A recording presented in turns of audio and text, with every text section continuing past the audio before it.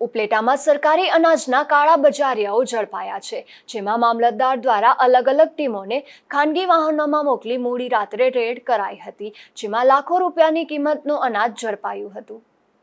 રાજકોટ જિલ્લાના ઉપલેટામાં ગરીબોને મળતું સરકારી અનાજ બારોબાર ઊંચા ભાવે વેચી મારવાનું કૌભાંડ અગાઉ પણ અનેક વખત ઝડપાયું છે, જેમાં થોડા સમય પહેલા પણ ઉપલેટાના કુલકી રોડ પરથી સરકારી અનાજનો જથ્થો પકડી તેમની પૂછપરછ કરવાથી ધોરાજીની બાતમી મળી હતી, ત્યારે ત્યાંથી પણ મોટા પ્રમાણમાં સરકારી અનાજનો જથ્થો પકડી પાડવામાં આવ્યો હતો। હાલ ગત મોડી રાત્રે મામલતદારે તેમની ટીમ સાથે ભાદર રોડ પરના સેવન પ્લાઝા એપાર્ટમેન્ટ સામે ડબ્બાના કારખાનામાં રેડ પાડી હતી, ત્યારે અનવર ઓસામણ વિંધાડી દ્વારા રાખવામાં આવેલ લાખો રૂપિયાનો સરકારી અનાજનો જથ્થો ઝડપાયો હતો,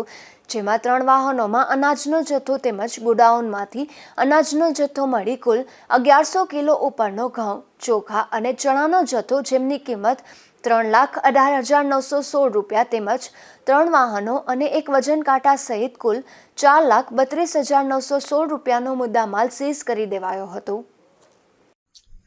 આજથી 15 થી 20 દિવસો પહેલાં કોલકી રોડ પરથી અમે એક શંકાસ્પદ વાહનને અનાજના જથ્થા સાથે અટકાવ્યું હતું અને તપાસ કરતાં એ જથ્થો સરકારીઓનું જાણમાં આવતા એને સીઝ કર્યું હતું।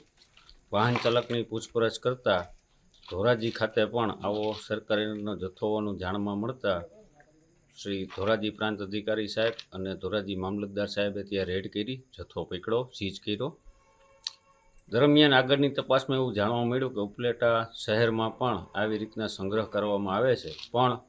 કોલકી રોડે આવો જથ્થો અમે પકડ્યો તો ત્યારથી આ અનાજ માફિયાઓ અમારા સરકારી વાહન તેમજ અમારા ખાનગી વાહનની રેકી કરતા હતા। દરમિયાનમાં હાલમાં જુલાઈ મહિનાના સરકારી અનાજના વિતરણનું કામ ચાલુ હોય, આ લોકોએ લાભાર્થીઓને જે સરકાર દ્વારા રાહત ભાવે તેમજ મફતમાં જે અનાજનો જથ્થો આપવામાં આવે છે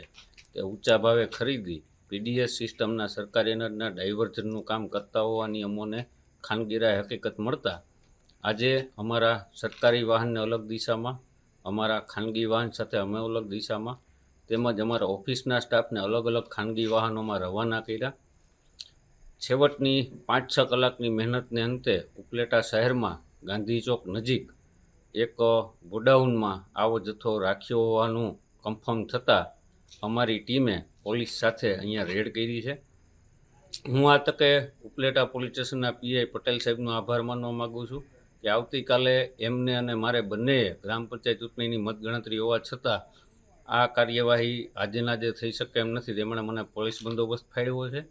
અને આગળની કાર્યવાહી છે એ આવતીકાલે સવારે હાથ ધરવામાં આવશે। ત્યાં સુધી આ જગ્યાએ પૂરતો પોલીસ બંદોબસ્ત રાખવામાં આવ્યો છે, જેથી અનાજના જથ્થાનો કોઈ આગળ પાછળ હેરફેર ન કરી શકે।